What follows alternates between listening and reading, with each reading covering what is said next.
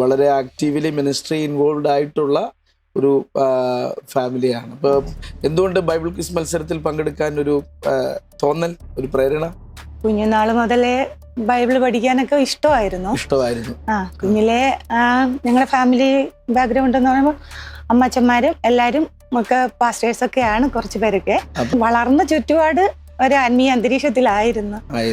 Option C. സംശയം ഉണ്ടെങ്കിൽ അവസാനിപ്പിക്കണം.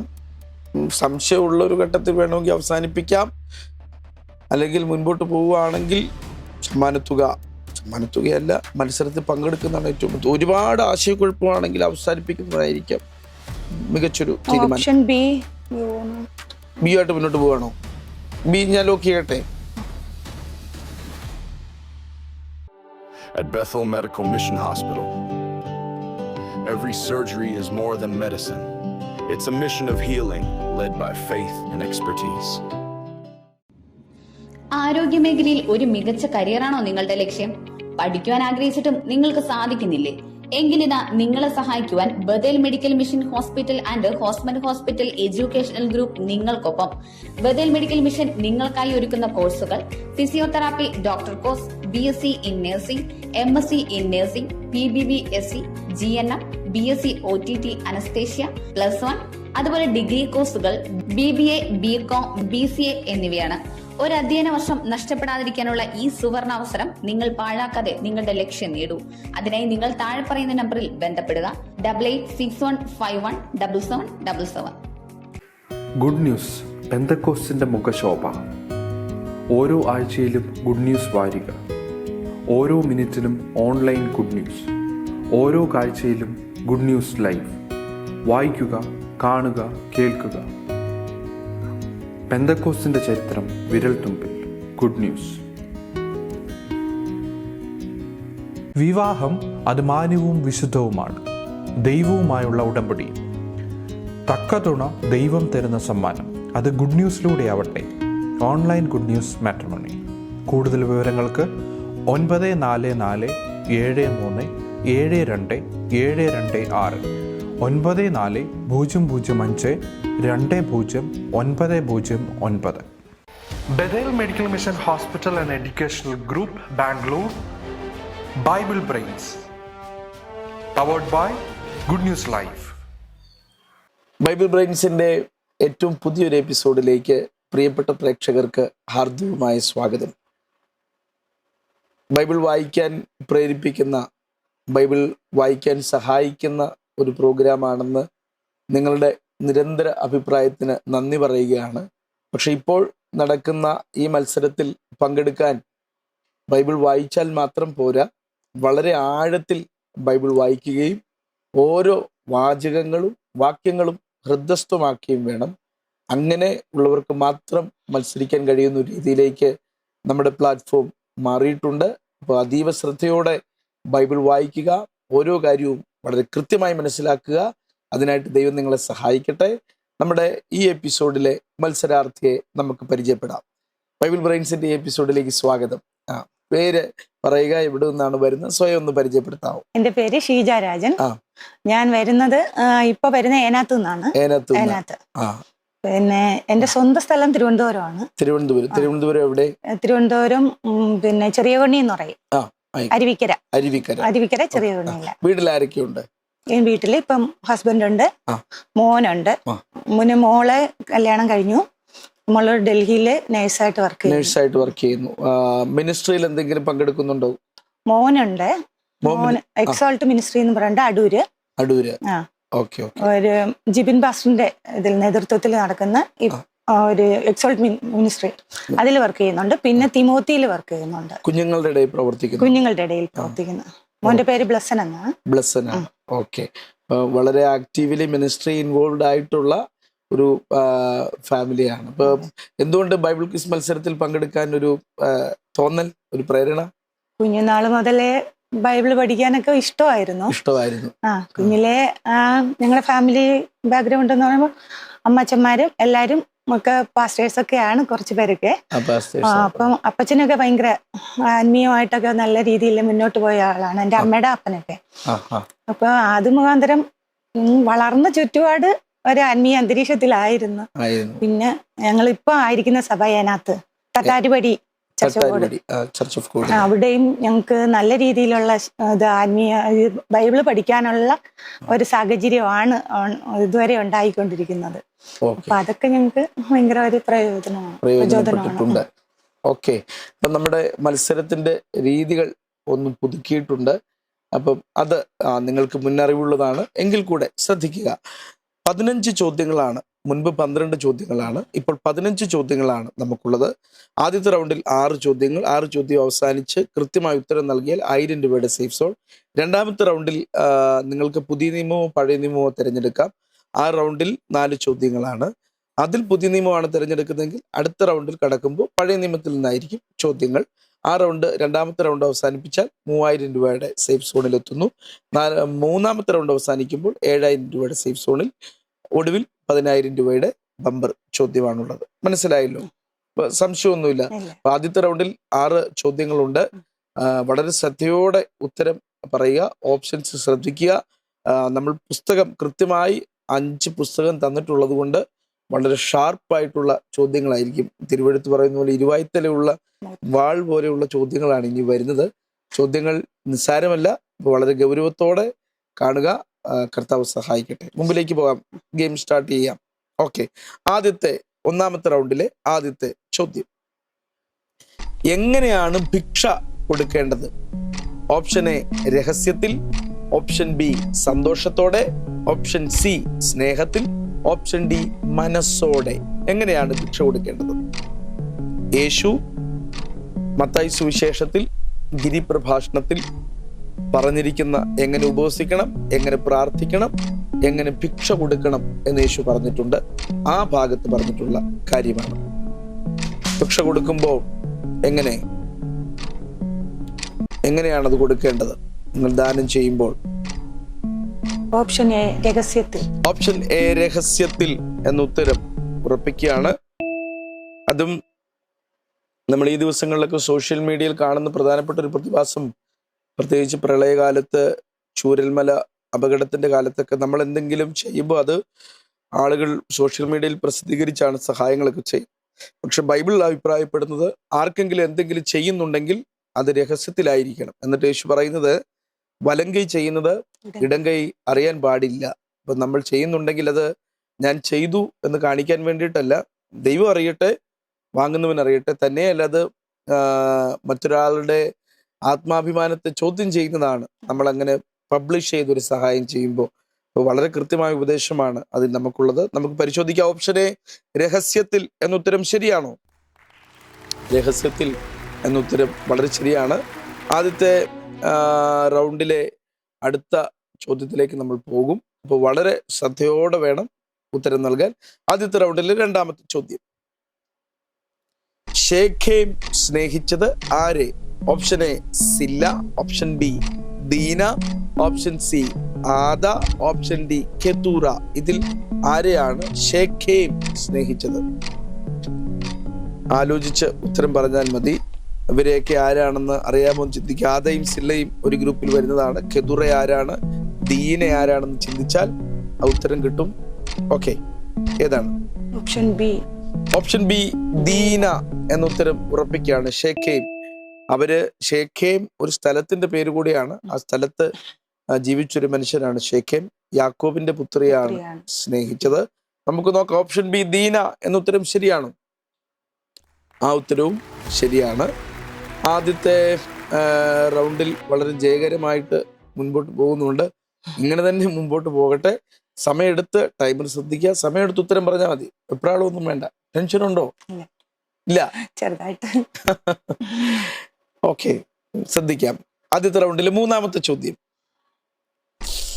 മൺപാത്രങ്ങളിൽ പകർന്നിരിക്കുന്നത് എന്ത്? ഓപ്ഷൻ എ ദൈവതേജസ്സിന്റെ പരിജ്ഞാനം, ഓപ്ഷൻ ബി യേശുവിന്റെ ജീവൻ, ഓപ്ഷൻ സി അത്യന്ത ശക്തി, ഓപ്ഷൻ ഡി ക്രിസ്തുവിന്റെ സുവിശേഷം. ഇതിൽ മൺപാത്രങ്ങളിൽ പകർന്നിരിക്കുന്നത് എന്താണ്? Option C. ഓപ്ഷൻ സി അത്യന്ത ശക്തി. ഉത്തരം ഉറപ്പിക്കാം.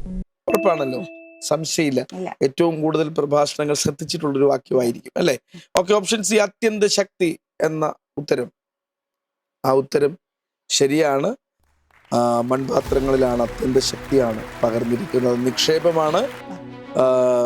മുൻപിലേക്ക് ശ്രദ്ധിച്ച് തന്നെ, ഇനി സിമ്പിൾ ആയിരിക്കില്ല ചോദ്യം, മുമ്പിലേക്ക് പോകുമ്പോൾ ശ്രദ്ധിക്കുക, ഓപ്ഷൻ ശ്രദ്ധിക്കുക. ഓക്കെ, 4ാമത്തെ ചോദ്യം ആദ്യത്തെ റൗണ്ടിൽ. ഇശായിയുടെ ഏറ്റവും ഇളയ പുത്രൻ. Option A Abinadab, option B Eliab, option C Shammah, option D ദാവീദ്. ആരാണ് ഇളയ പുത്രൻ? ഓപ്ഷൻ ഡി ഓപ്ഷൻ ഡി ദാവീദ്. ഉത്തരം സംശയമില്ല. ഇല്ല. ഇശായിക്കുള്ള ഏറ്റവും ഇളയ മകൻ. അത് കഴിഞ്ഞ് ഇശായിക്ക് മക്കളില്ല. ഉറപ്പാ? ഓക്കെ, ഓപ്ഷൻ ഡി ദാവീദ് എന്നുത്തരം ശരിയാണോ? ആ ഉത്തരവും ശരിയാണ്. ഓപ്ഷനൊക്കെ പെട്ടെന്ന് കാണുമ്പോൾ പെട്ടെന്ന് നമുക്ക് അറിയാവുന്നതാണെന്ന് തോന്നും. പക്ഷെ അടുത്ത ചോദ്യം ചിലപ്പോൾ ട്രിക്കി ആയിരിക്കും, ചിന്തിക്കുക. ഓക്കെ, ആദ്യത്തെ റൗണ്ടിലെ 5ാമത്തെ ചോദ്യം. ഏതു ജനത്തിന്റെ നടുവിലാണ് കർത്താവ് തൂക്കുകട്ട പിടിക്കും എന്ന് പറഞ്ഞിരിക്കുന്നത്? Option A Israel, option B Samaria, option C Moab, option D Mizraim. ഏതു ജനത്തിന്റെ നടുവിൽ ഞാൻ തൂക്കുകട്ട പിടിക്കും എന്ന് പറഞ്ഞിട്ടുള്ളത്? Option A Israel. Option A ഇസ്രായേലാണ് ഉത്തരം. ഉറപ്പിക്കാം. ചാടിക്കേറി പറഞ്ഞതാണോ? അല്ല. അല്ല, അറിയാവുന്നോണ്ട് പറഞ്ഞ ശരിയായിരിക്കും. ശരിയല്ലെങ്കിൽ എന്ത് ചെയ്യും? ശരിയാണെന്ന് തോന്നുന്നു. ശരിയല്ലെങ്കിൽ എന്തായിരിക്കും? സാരമില്ല, പോട്ടെ. ഓക്കെ, 5ാമത്തെ ചോദ്യത്തിന് ഉത്തരം ഓപ്ഷൻ എ ഇസ്രായേൽ എന്നുത്തരമാണോ? ശരിയാണ്. തന്റെ ജനത്തിന്റെ നടുവിലാണ് അവരെ ദൈവം. ശരിയാണോ എന്ന് പരിശോധിക്കുന്നതാണ് തൂക്കുകട്ട പിടിക്കുന്ന. എത്രത്തോളം ദൈവം ഒരു മനുഷ്യനെ പണിതെടുക്കാൻ അവനെ പ്രിപ്പയർ ചെയ്യുമ്പോൾ ദൈവത്തിന്റെ പദ്ധതിക്കകത്ത് വളരെ കൃത്യമായിട്ടാണോ അവൻ വന്നിരിക്കുന്നത് എന്ന് മനസ്സിലാക്കാനാണ് തൂക്കുകട്ട പിടിക്കുന്നത്. നമ്മളെയും ദൈവം അങ്ങനെ പരിശോധിക്കുന്നുണ്ടായിരിക്കും. അങ്ങനെ പരിശോധിക്കുമ്പോൾ ദൈവവചന പ്രകാരം ദൈവം എന്താ ആഗ്രഹിക്കുന്നു അതുപോലെ ആയിത്തീരാൻ എല്ലാവർക്കും കഴിയട്ടെ. അടുത്ത ചോദ്യത്തിലേക്ക് പോകാം. ഈ റൗണ്ടിലെ അടുത്ത ചോദ്യം, 6ാമത്തെ ചോദ്യം. പൗലോസ് കൊരിന്തിയിലേക്ക് പോകാതിരുന്നത് എന്ത് കാരണത്താലാണ്?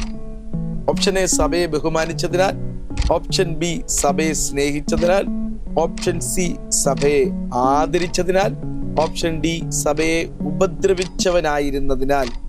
എന്ത് കാരണത്താലാണ് കൊരിന്തിലേക്ക് പോകാതിരുന്നത്?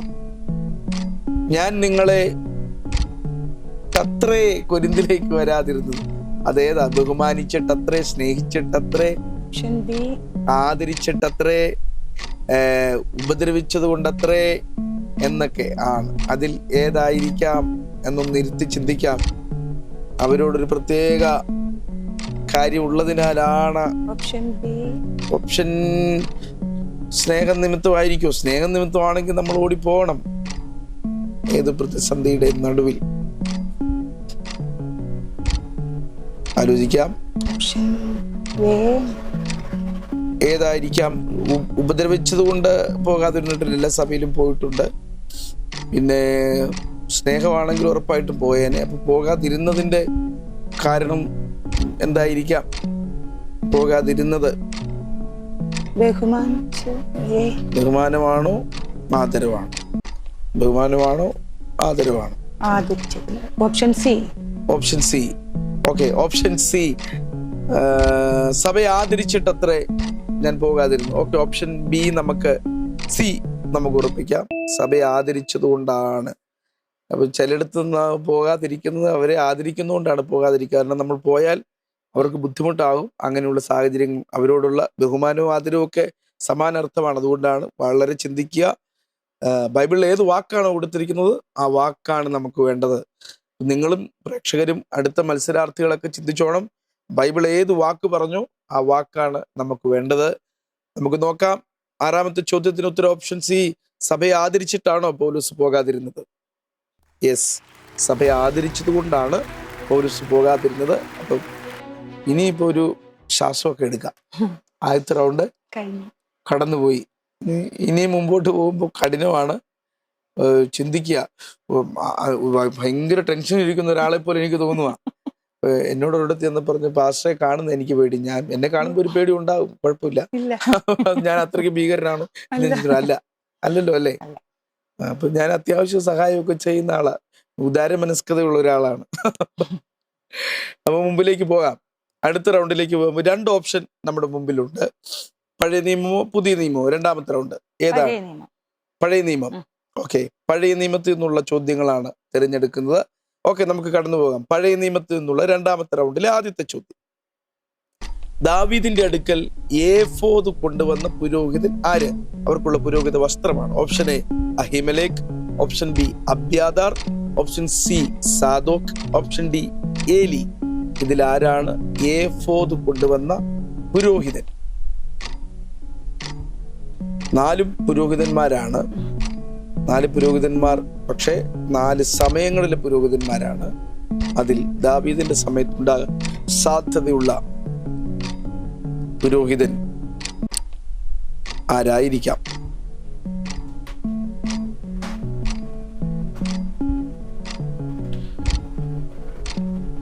ആലോചിക്കാം, വളരെ ആലോചിച്ച് ഉത്തരം പറഞ്ഞാൽ മതി.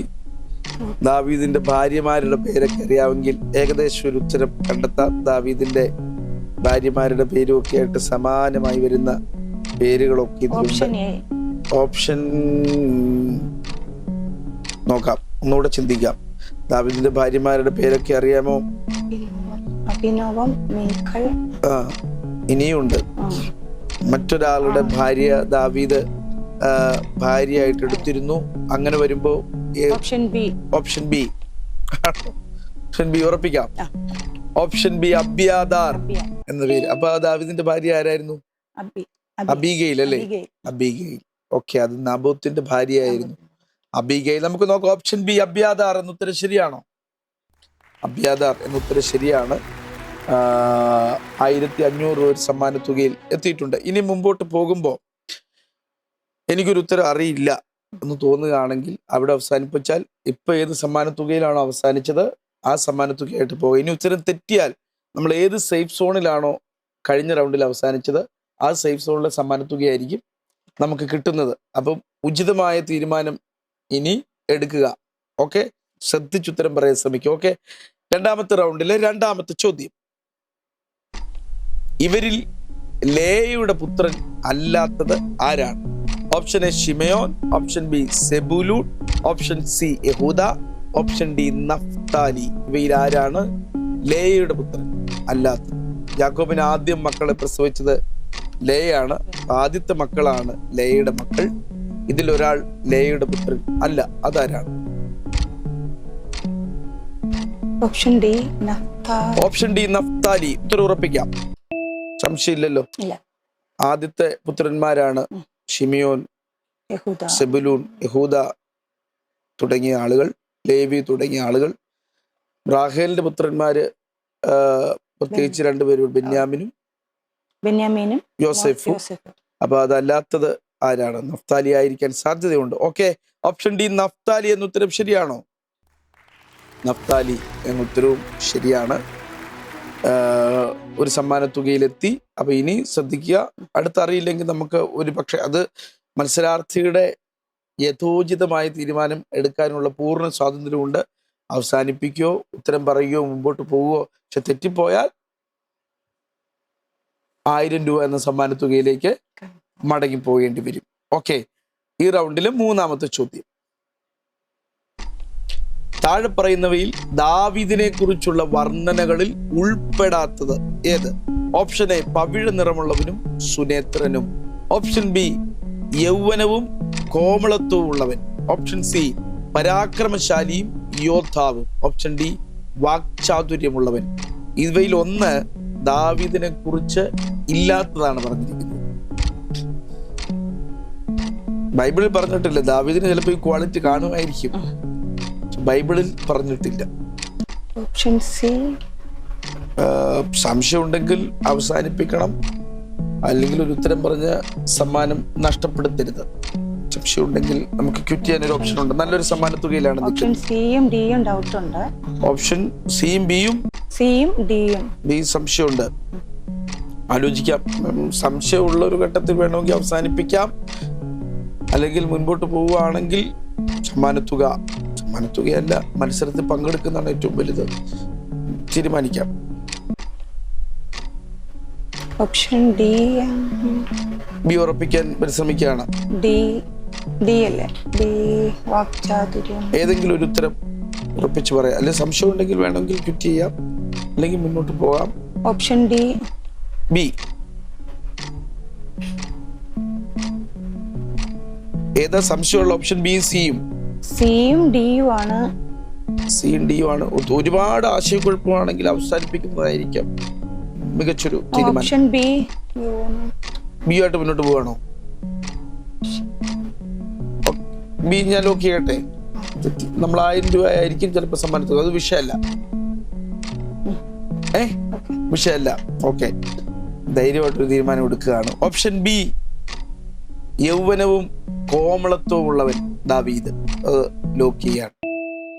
ബാക്കിയെല്ലാം ദാവീദിനെ കുറിച്ചുള്ള ഇതാണെന്നാണ്. അപ്പോൾ ഞാൻ പിന്നെ വീണ്ടും ആവർത്തിച്ച് പറയുകയാണ്, സംശയം ഉണ്ടെങ്കിൽ അവസാനിപ്പിക്കാമായിരുന്നു. അവസാനിപ്പിച്ചാൽ അത്യാവശ്യം ഭേദപ്പെട്ടൊരു സമ്മാനത്തുക നമുക്ക് ഉണ്ടായിരുന്നു. തെറ്റിപ്പോകുമ്പോൾ നമ്മൾ പുറകിലേക്ക് പോവുകയാണ്. അപ്പം ആശങ്കപ്പെടണ്ട. ഒന്ന് ഫ്രീ ആയി ഇരുന്നോ.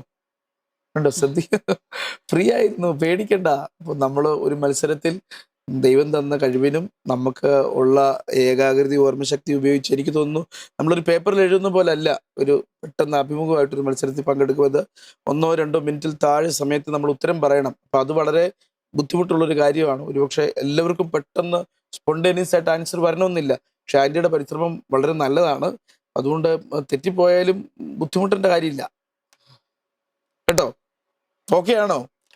ഓക്കെ ആണെന്ന് പറഞ്ഞേ. ഓക്കെ, നമുക്ക് പരിശോധിക്കാം. ഓപ്ഷൻ ബി, യൗവനവും കോമളത്വവും ഉള്ളവൻ എന്ന ഉത്തരം ശരിയാണോ? ആ ഉത്തരം ശരിയാണ്. അത് ശൗലിനെ പറ്റി പറഞ്ഞിരിക്കുന്ന ഇതാണ്. യൗവനവും കോമളത്വവും ഉള്ളവൻ ശൗലിനെ കുറിച്ചുള്ള വർണ്ണനയാണ്. ഓക്കെ, നമ്മൾ ഈ റൗണ്ടിലെ അടുത്ത ചോദ്യത്തിലേക്ക് പോവുകയാണ്. ഇപ്പൊ ഇപ്പോഴത്തെ സമ്മാനത്തുക ശ്രദ്ധിച്ചല്ലോ. അതനുസരിച്ച് മത്സരം അവസാനിപ്പിക്കുകയാണെങ്കിൽ അവസാനിപ്പിക്കണം. ഓപ്ഷൻ ഉപയോഗിക്കണം കേട്ടോ. ഇതുപോലെ റിസ്ക് എടുക്കരുത്. റിസ്ക് എടുത്താൽ ഒരുപക്ഷെ പറയുന്നത് മനസ്സിലാവുന്നുണ്ടല്ലോ. ഓക്കെ, ഈ റൗണ്ടിലെ അടുത്ത ചോദ്യം. താഴെ കൊടുത്തിട്ടുള്ളവയിൽ ഒന്ന് ആമോസിന്റെ പുസ്തകപ്രകാരമല്ല. അത് ഏതാണ്? ഓപ്ഷൻ എ, മോവാബിൽ അയക്കുന്ന തീ കെരിയോത്തിന്റെ അരമനകളെ ദഹിപ്പിച്ചു കളയും. ഓപ്ഷൻ ബി, യഹൂദയിൽ അയക്കുന്ന തീ യെരുശലേമിലെ അരമനകളെ ദഹിപ്പിച്ചു കളയും. ഓപ്ഷൻ സി, ഹസായേൽ ഗ്രഹത്തിൽ അയക്കുന്ന തീ സോരിന്റെ അരമനകളെ ദഹിപ്പിച്ചു കളയും. ഓപ്ഷൻ ഡി, ഗസയുടെ മതിലിനകത്ത് ഒരു തീ അയക്കും, അത് അതിന്റെ അരമനകളെ ദഹിപ്പിച്ചു കളയും. ഇതിലൊന്ന് ആമോസിന്റെ പുസ്തകത്തിൽ പറയാത്തതാണ്, അല്ലെങ്കിൽ ആമോസിന്റെ പുസ്തകത്തിൽ പറയാത്ത കാര്യങ്ങളാണ്. അത് ഏതാണ്? എല്ലാം സമാനമാണ് കാര്യങ്ങൾ, പേരുകളിൽ മാത്രമേ മാറ്റമുള്ളൂ. അപ്പൊ അത് ടഫ് ക്വസ്റ്റ്യൻ. ഇച്ചിരി ടഫാണത്. ഇതിൽ ഏത് ഓപ്ഷൻ എടുക്കണമെന്ന് ഇതെല്ലാം പറഞ്ഞിട്ടുണ്ട്. പക്ഷേ ഇതില് മാറി തിരിഞ്ഞൊക്കെ പോയിട്ടുണ്ട്. അതാണ് നമ്മൾ പുസ്തകം തന്ന് മത്സരിപ്പിക്കുന്നത് കൊണ്ട് വായിച്ചപ്പോൾ തന്നെ എനിക്ക് കൺഫ്യൂഷൻ ആയിരുന്നു. ഇതെനിക്ക് പെട്ടെന്ന് വളരെ ചിന്തിച്ച് അതിലേക്ക് കടന്നു. ഇതിൽ ഓപ്ഷൻ കണ്ടുപിടിക്കാൻ ബുദ്ധിമുട്ടാ. അവസാനിപ്പിക്കുക. ഓക്കെ, മത്സരം ഇവിടെ അവസാനിച്ചിരിക്കുന്നു. പങ്കെടുത്തതിൽ എല്ലാ അഭിനന്ദനങ്ങളും. ക്വസ്റ്റ്യൻ വളരെ ടഫാണ്. ഇപ്പൊ വായിക്കുന്ന ആളുകൾ പോലും ഒന്ന് കൺഫ്യൂസ് ആകും. ഓക്കെ, അപ്പൊ നിസ്സാര ചോദ്യമല്ല. പുസ്തകം തരുന്നതുകൊണ്ട് വളരെ കഠിനമായ നിലയിലാണ് നമ്മൾ മുമ്പോട്ട് പോകുന്നത്. അപ്പൊ ഇനി പ്രേക്ഷകർ ശ്രദ്ധിച്ചോ, നിസ്സാരമല്ല. പറയുന്ന പോലെ കാര്യങ്ങൾ അത്ര നിസ്സാരമായിട്ട് നിങ്ങൾ കാണണ്ട. പൗലോസ് പറയുന്ന പോലെ ലാഘവത്തോടെ കാണണ്ട. വളരെ ഗൗരവമാണ് കാര്യങ്ങൾ.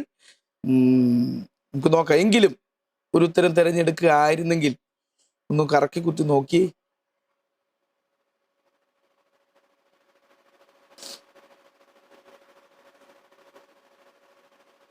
ഇതിൽ വരാത്തത് ഏതായിരിക്കും?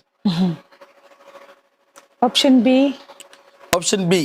ഓക്കെ, ഓപ്ഷൻ ബി ഉത്തരം നമ്മൾ ഒന്ന് നോക്കിയാണ്. മത്സരം അവസാനിച്ചെങ്കിലും മത്സരാർത്ഥി തിരഞ്ഞെടുക്കുന്ന ഉത്തരം യഹൂദയിൽ അയക്കുന്ന തീ യെരുശലേമിലെ അരമനകളെ ദഹിപ്പിച്ച് കളയുമെന്ന് ആമോസിന്റെ പ്രവാചക പുസ്തകത്തിൽ ഉണ്ടെന്നൊരു സംശയമാണ്.